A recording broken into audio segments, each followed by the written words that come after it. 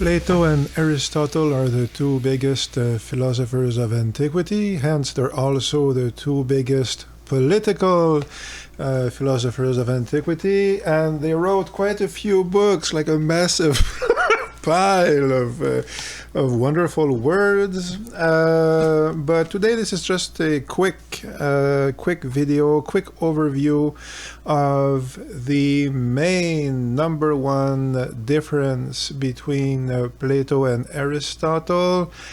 So obviously I won't be going into all the important details and nuances of their approaches and to systems and all these things, but doesn't matter because if you really understand my main point today, okay, if you get my main point about politics, you will immediately become smarter than 99.9% of other people who talk about politics each day, every day, including and especially people who earn a living by talking about politics. Okay, so that's my bold promise to you, my friends. Yeah, this is just, as I mentioned, an informal speech. I have a lot of notes, but it's more like a friendly talk, kind of way. The books I'll be mostly referencing, I was showing you at the beginning. Well, for Plato, the two main books I'm talking about is, the Republic and the Laws. And for Aristotle, I'm mainly talking about the Politics. Like, this is the French edition, which I read. This is the Greek edition, very nice. And also the the ethics, like the Nicomachean ethics, which we have here, the Eudemian ethics, which you should also read, and the economics, which are more of a bonus because most people agree he didn't write most of it, Aristotle, but it's still interesting. I mean, it's a bonus.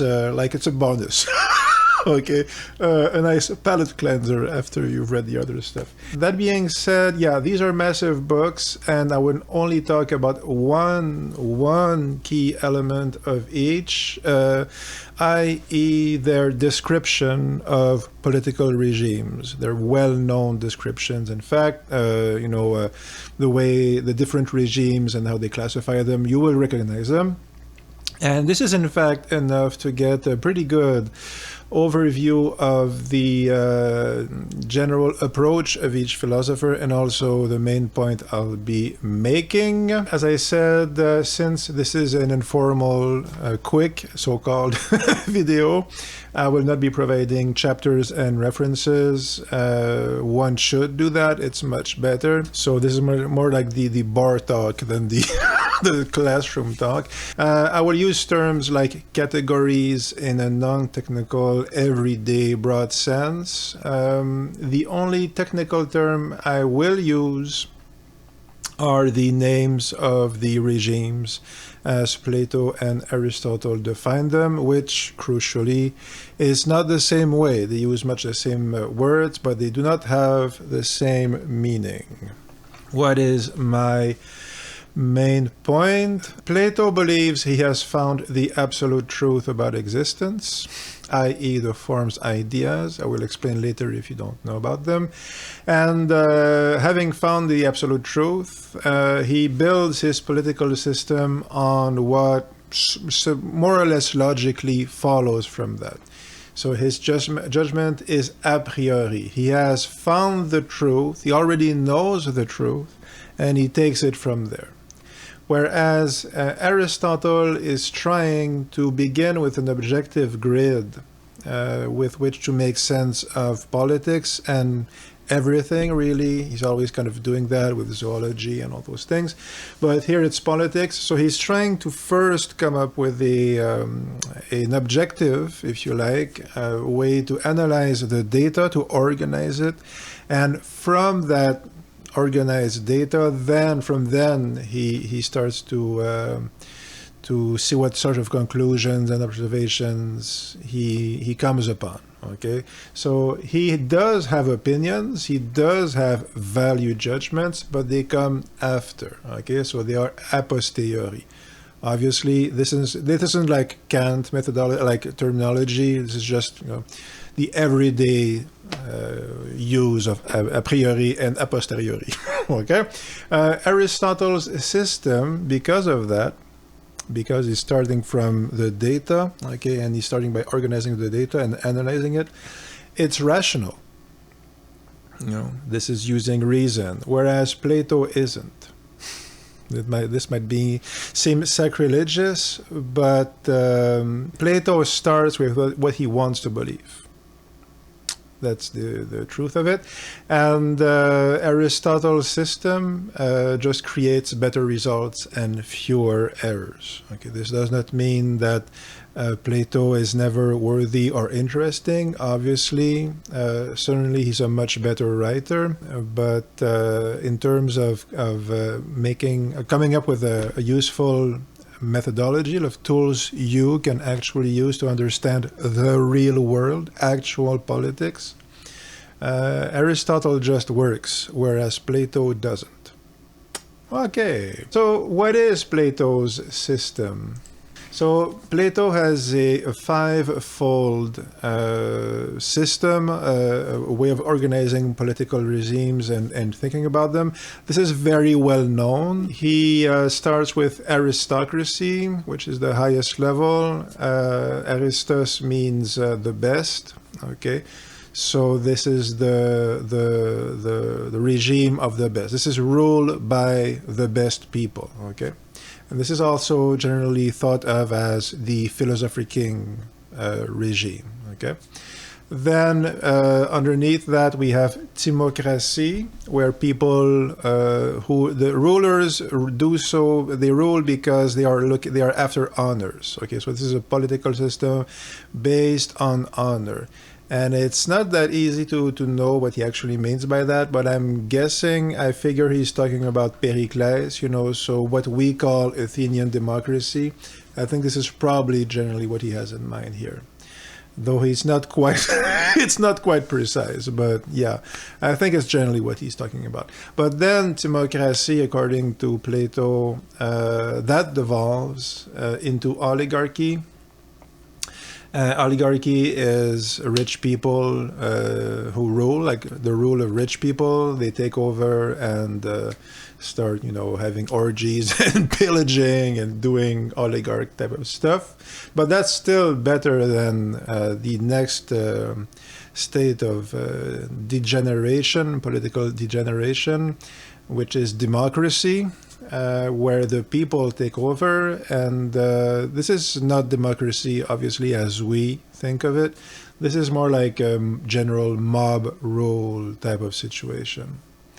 And that's obviously very bad. And once you've once you've spent enough time in a democracy, things continue to putrefy, and you end up with tyranny, where some manipulator charms the crowd and smooth talks them, and he becomes a despot. Okay. So we start with the ideal political system, according to Plato, the aristocracy, the realm of philosopher kings. Then this devolves into timocracy, which is very good. It's a very good regime, but it's still not really truly wise, and people are only after honors.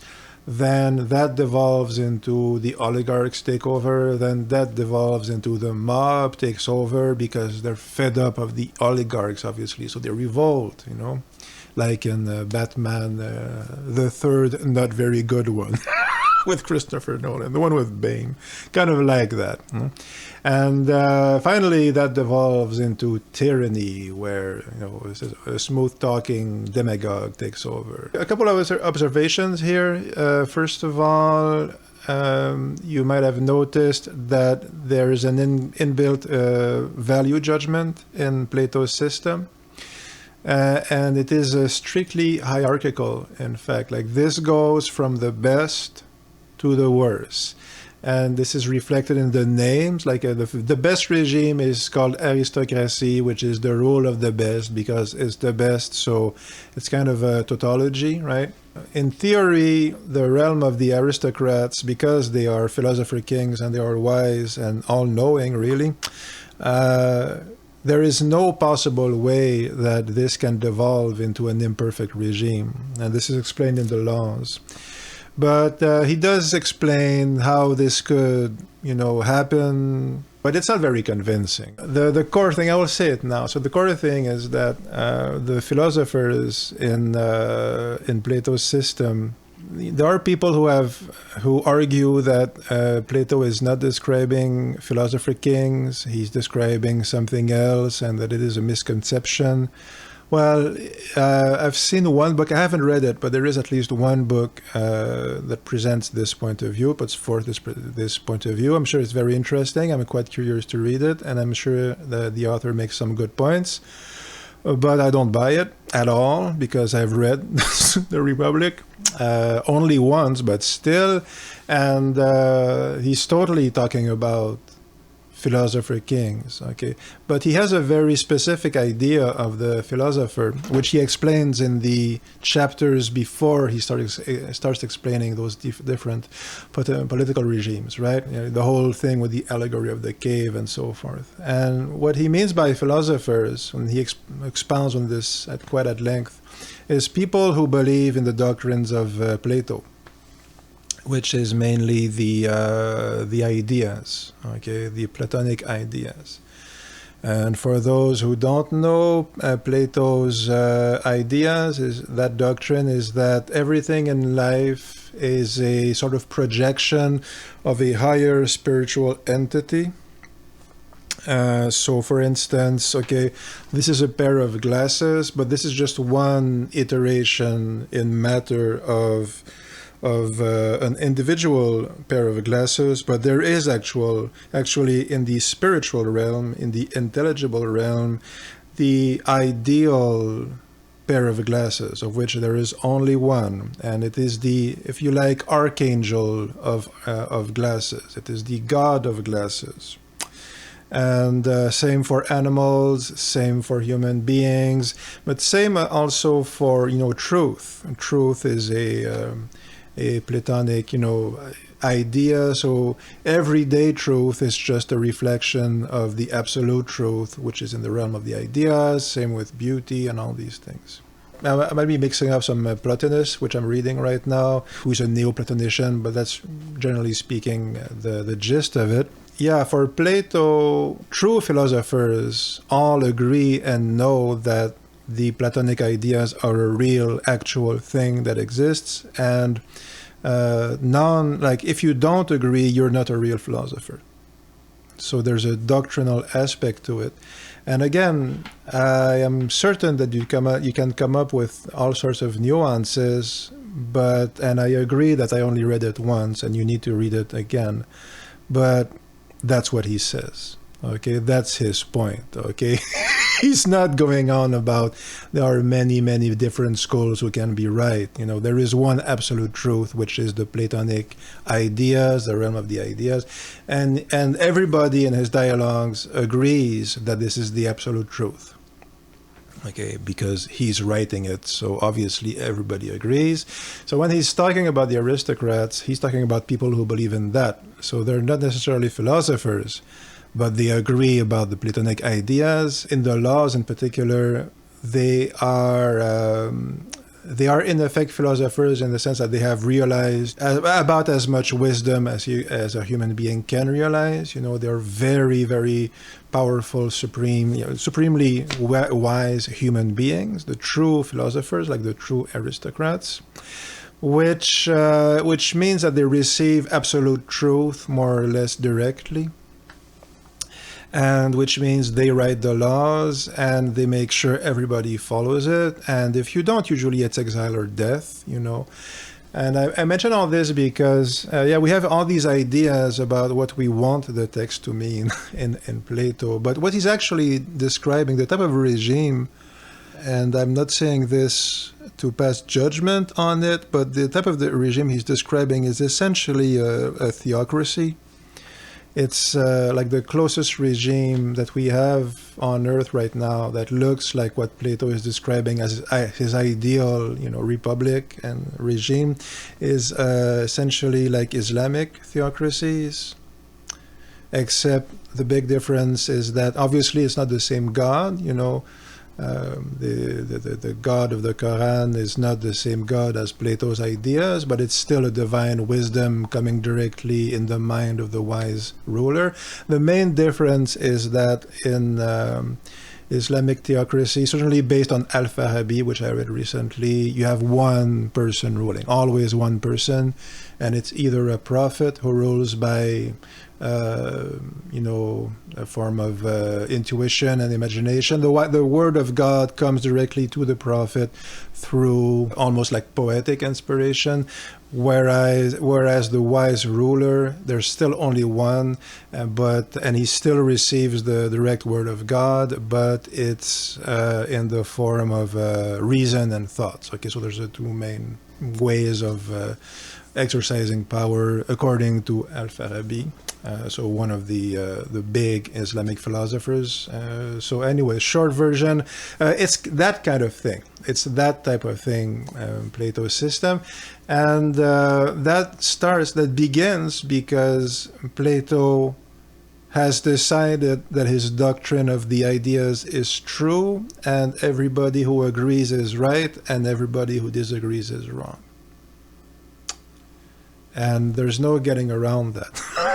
Okay, you can, but you're missing a big part of his actual point. The last thing about the systems of Plato is that, okay, if you look at the regimes, I mentioned like democracy, for instance, it's not even clear what he's talking about. Like, is it the Pericles system? And the idea is that these things naturally devolve into one another.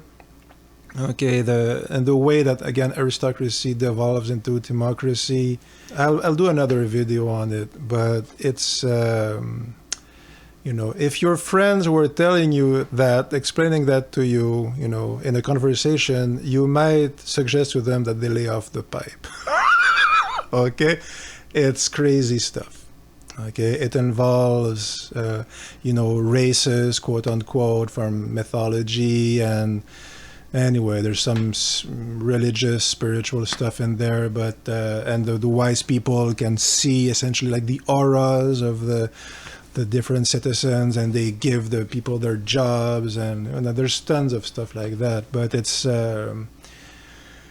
it's rational in the sense that it follows somewhat logically, somewhat semi-logically from his initial premise, which is the ideas exist and true philosophers receive the divine wisdom directly from the ideas and interpret it directly because they are so wise.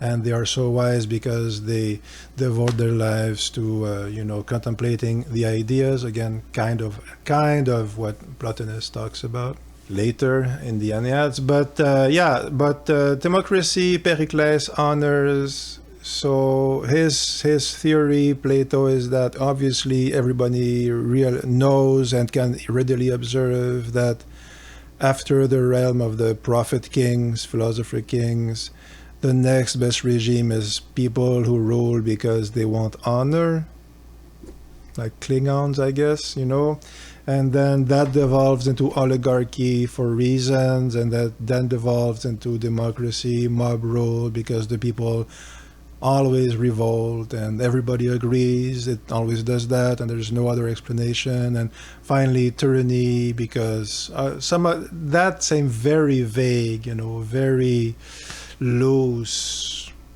logic. It's not logic at all, okay? And I don't fault Plato for not being logical, because actual logic, what we call logic, mostly comes from Aristotle, really. But still, yeah, it's not like that at all. It's not what we would call a rational argument. Al-Farabi is rational in the sense that we talk about. Certainly Plotinus is, but Plato isn't.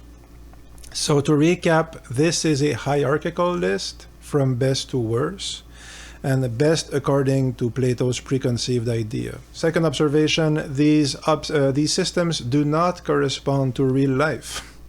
Okay, that regime, the aristocracy Plato talks about, has never happened in the history of mankind. Okay, the closest we came was apparently a group of Neo-Platonicians in the time of Plotinus tried to build a city like the one that Plato describes.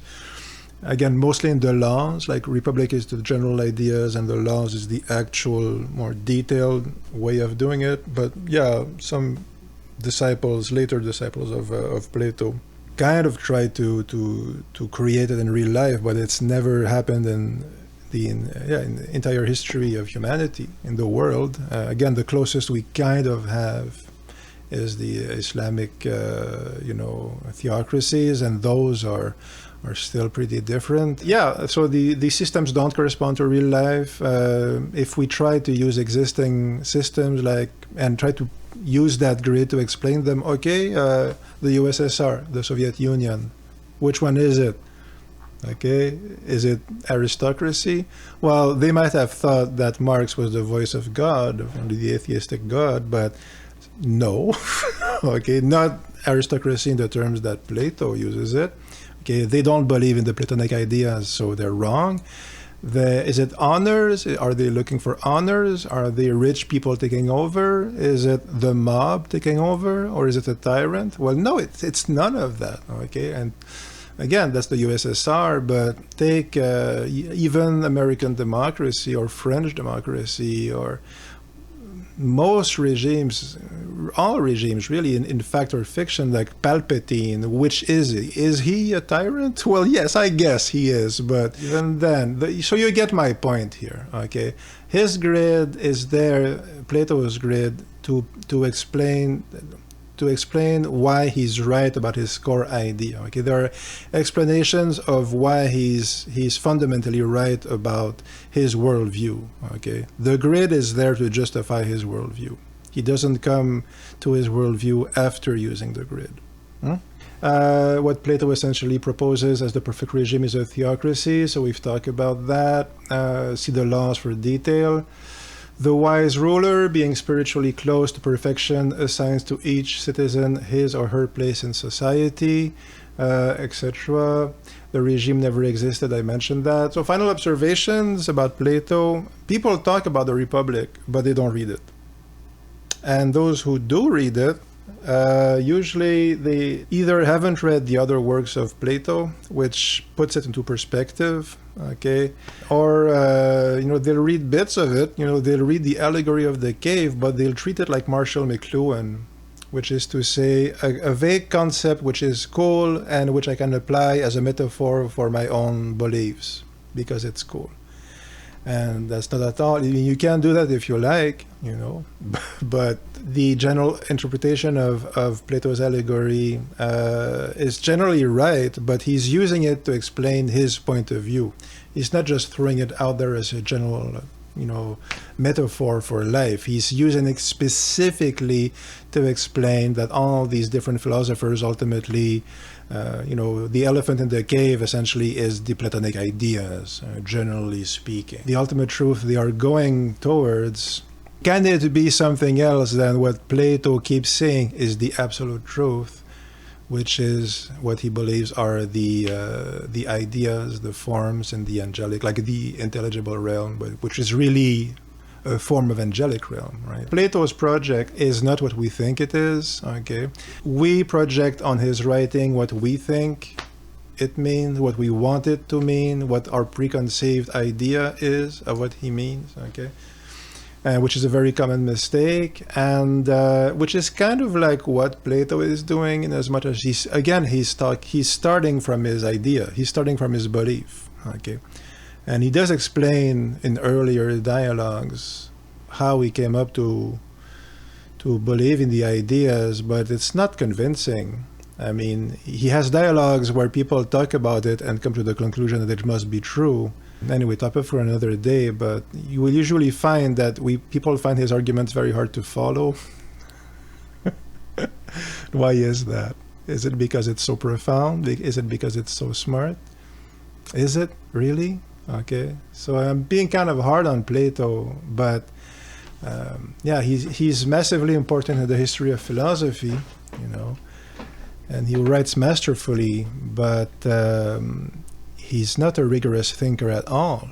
Okay, and we project those qualities of being this this great mind, this great analytical mind, which he isn't at all. I'm not even sure he pretends to be. That's not what he's doing at all. That's not his project. Okay. So his classification is based on a value judgment, i.e., I know what's best already. I just need to, expound on it. I have already found the absolute truth, the ideas. And now I need to find a political system where everybody who believes like me can put in place the absolute good, which can only be the absolute good because we're doing it because we have the absolute truth. Okay? They have received divine wisdom, and hence they are destined to rule over people because they're better than other people, because they have the absolute truth, which is Plato's doctrine. Okay. So a value judgment, which is what we have here, is moral or emotional. However, Plato still talks as if his system is based on intellect, okay, because he has arguments, like he presents logical or discussions or dialectic in the classical sense discussions, but it's not really rational, what we would think of as rational. Okay, it's again an a posteriori justification using intellectual tools, but of a non-intellectual belief, choice. Okay, who knows? Maybe the Platonic ideas are true, which they aren't, but they might be true on some metaphorical, psychic level. I mean, that's actually, that might be, there might be something going on there, some strange, mystical, spiritual, thing going on, of which the ideas would be a very good metaphor. And actually, Heidegger mentioned something very smart about that in Essence of Technology. But still, even if it came to Plato in a vision of God himself, that's not reason at all. Okay, that's okay. He had a vision or whatever. He just believes it.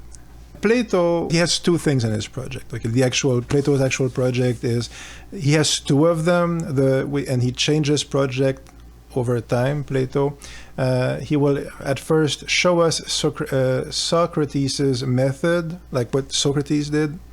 And which was to confuse people by sometimes specious arguments, but for a very good reason, which is to show the lack of solid ground over certainties.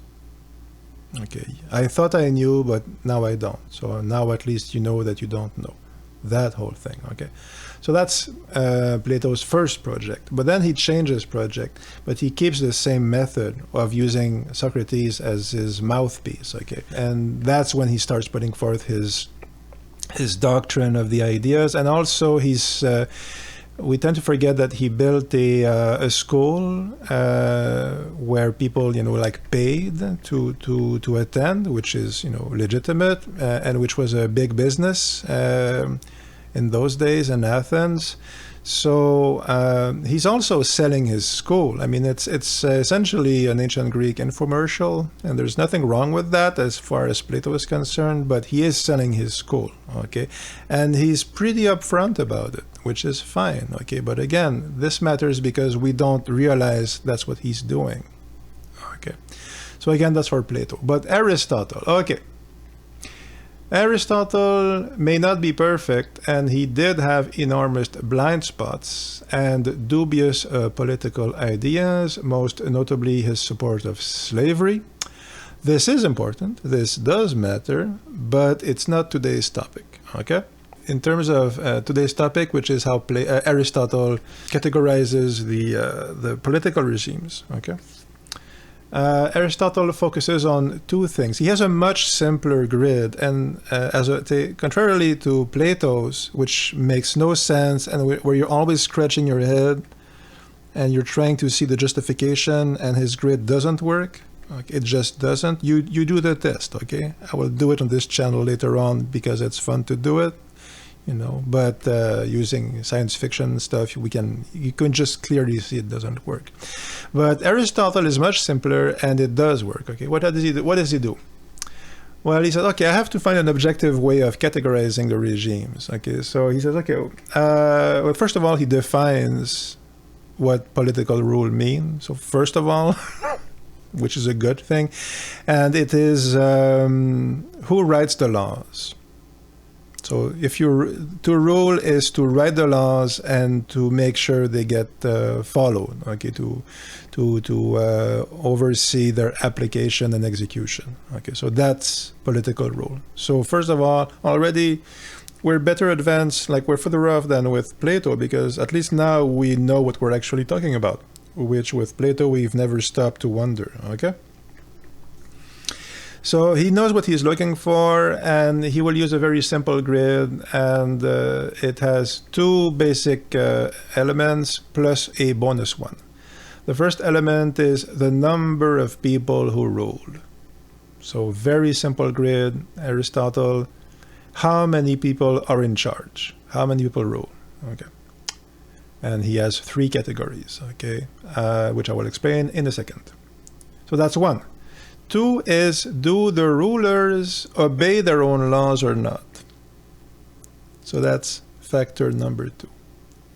And then factor number three, it's a bonus indicator for edge cases, which is super useful, which I will explain at the end. Quick note again, it's interesting because it seems like this is objective in the sense that there's no emotion involved. He's just looking at his grid. He's okay, is that number of people in charge or a higher number in charge? So it's basically like one person, a small group, or a big group. That's his three categories. Okay, and that's okay. It's just factual. Is it how many people are in charge? If it's one person, column A. If it's a small group, column B. And if it's a big group, column C.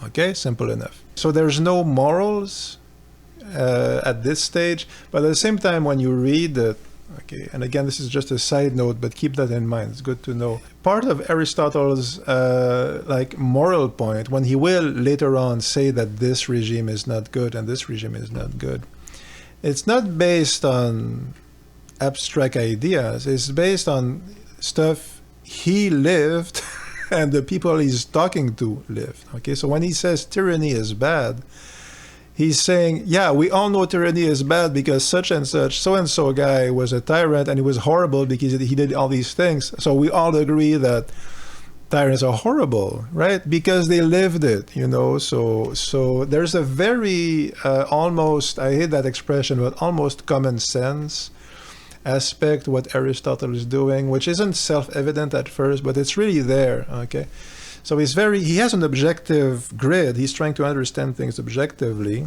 Okay, in the sense that he's using a grid that is not based on an a priori value judgment. But he's not disconnected from reality. He's not arguing that maybe evil is good because it's good for you. Okay, he's not arguing some strange, sophistic extrapolation of what justify. No. He's okay. We all agree that people getting decapitated for no reason is bad. Okay, can we all agree on that? I think so. Yes. Okay. Good. Okay.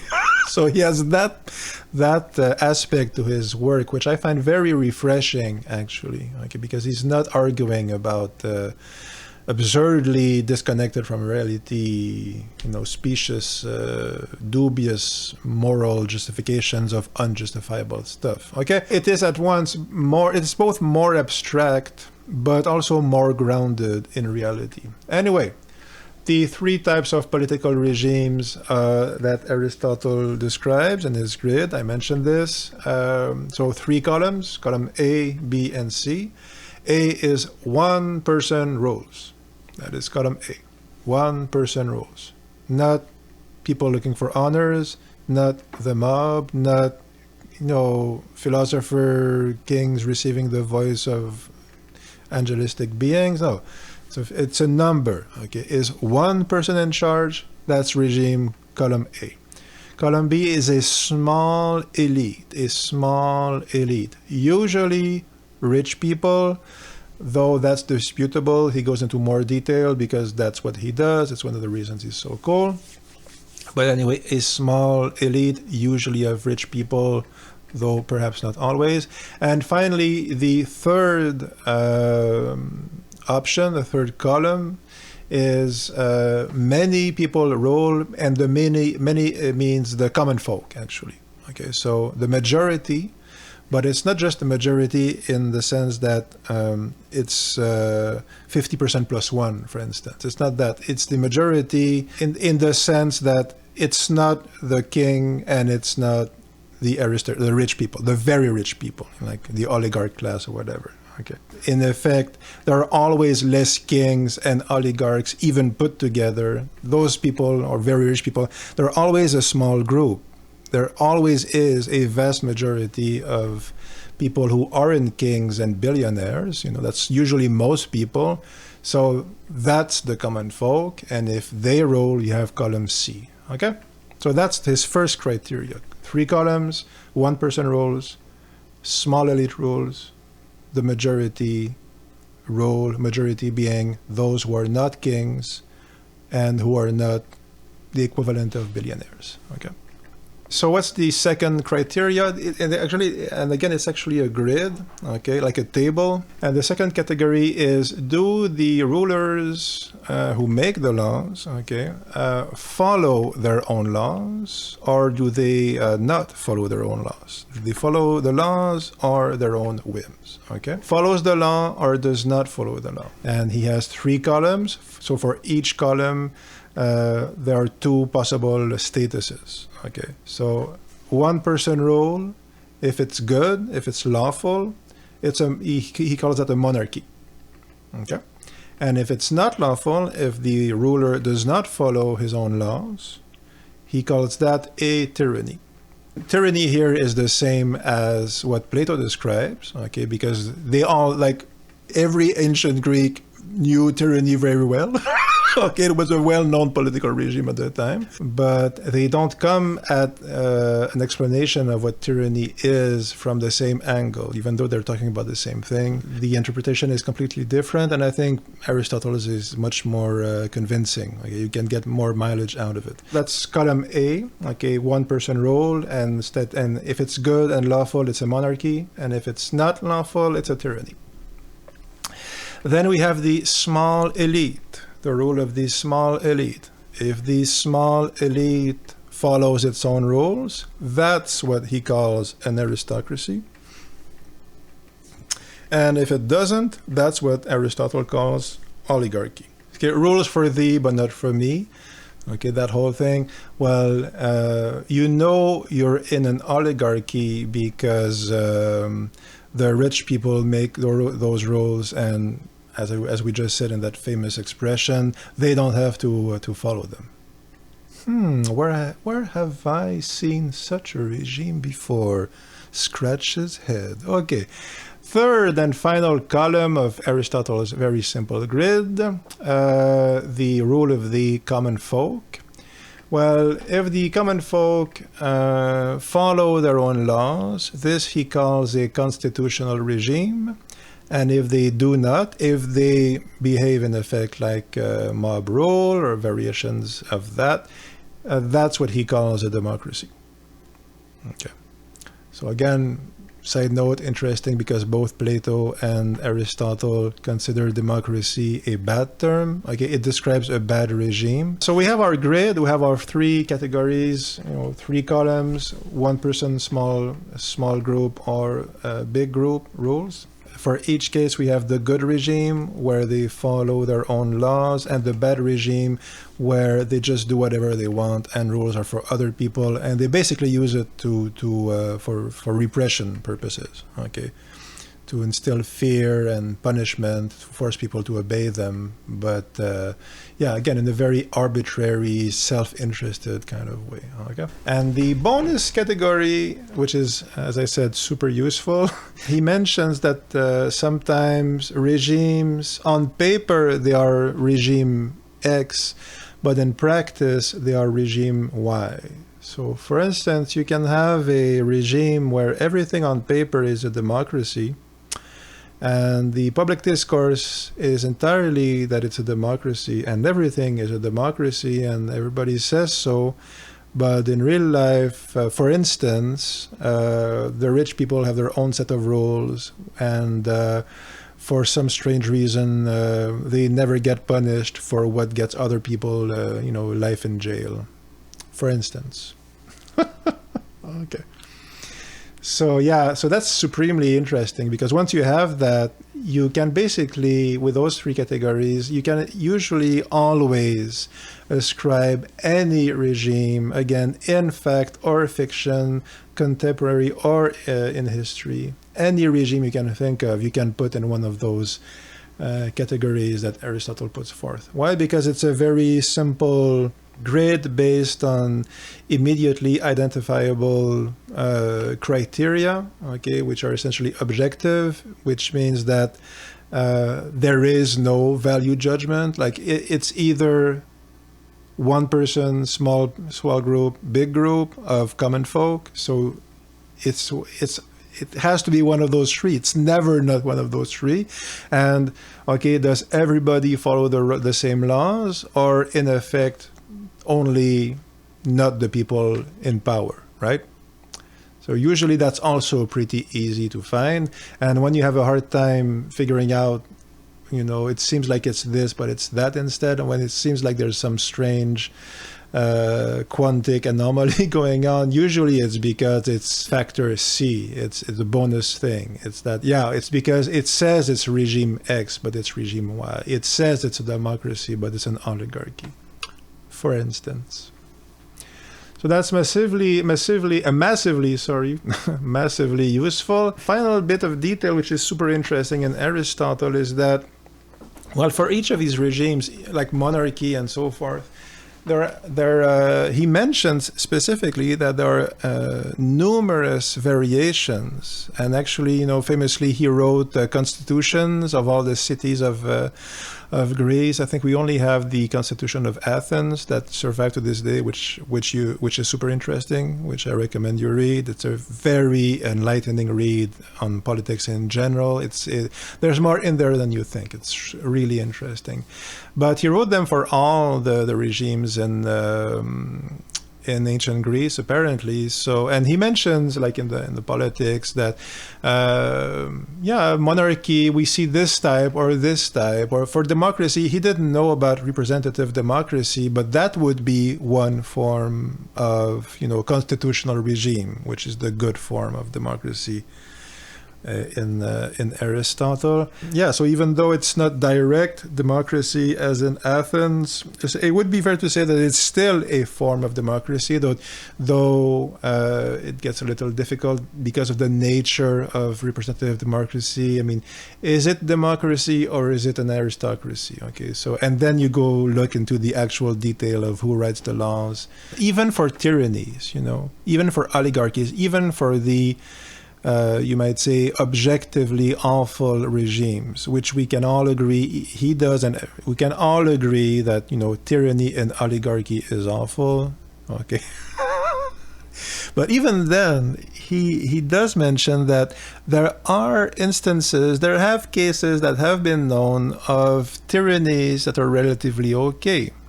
They're very rare, okay? They're few and far between, but he goes into what would that look like? I'm thinking of Palpatine here because he's actually a really interesting case because he's evil incarnate, but the laws seem to work.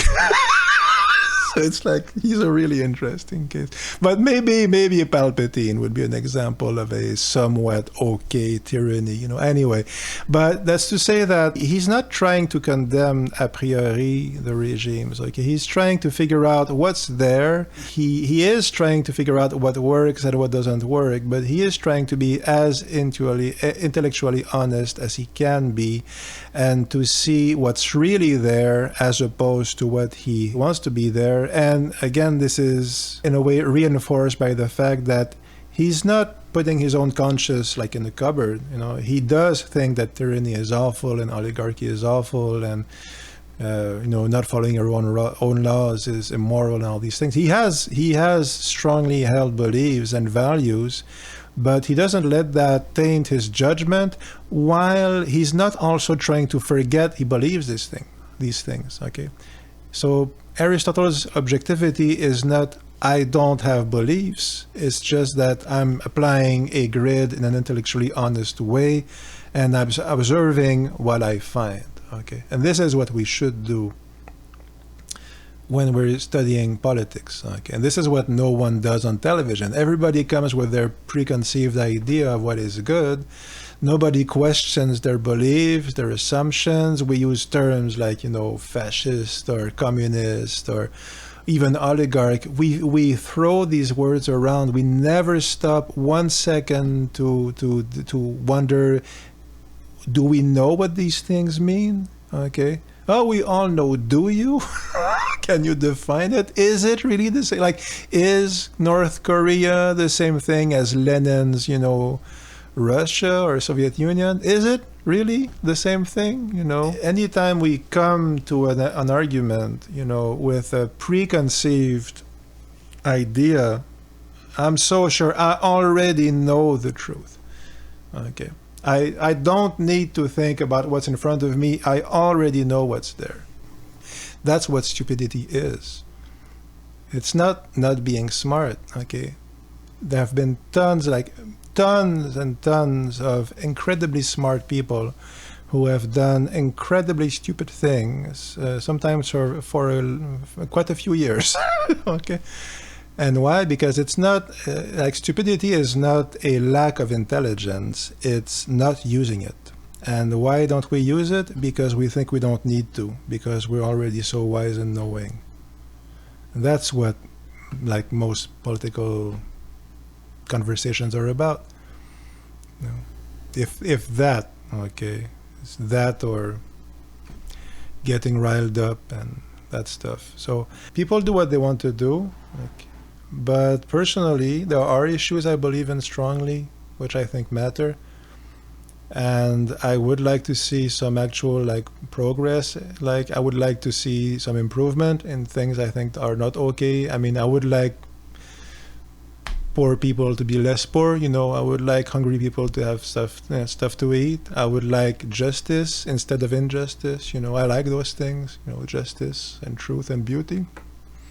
So because these things matter, I think it's best for me and more prudent for me to go more the Aristotle route than the Plato route. Okay, and again, all this stuff is for us as practitioners, for ourselves.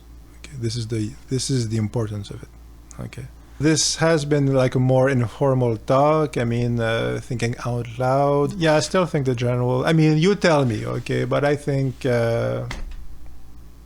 Aristotle works and Plato doesn't. Okay, so I have a Patreon now. I plug my stuff, but yeah. So for people who have decided to support me, thank you very much. And it makes even more difference than you will ever know. Okay, so thank you very much. I have a Substack as well, so the links are in the description.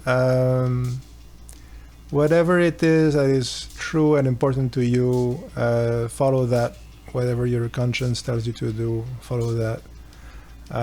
Whatever you find true and beautiful, let those things be your guide, and let's all hang in there. We'll make it through. Take care, my friends. Live long and prosper. See you soon.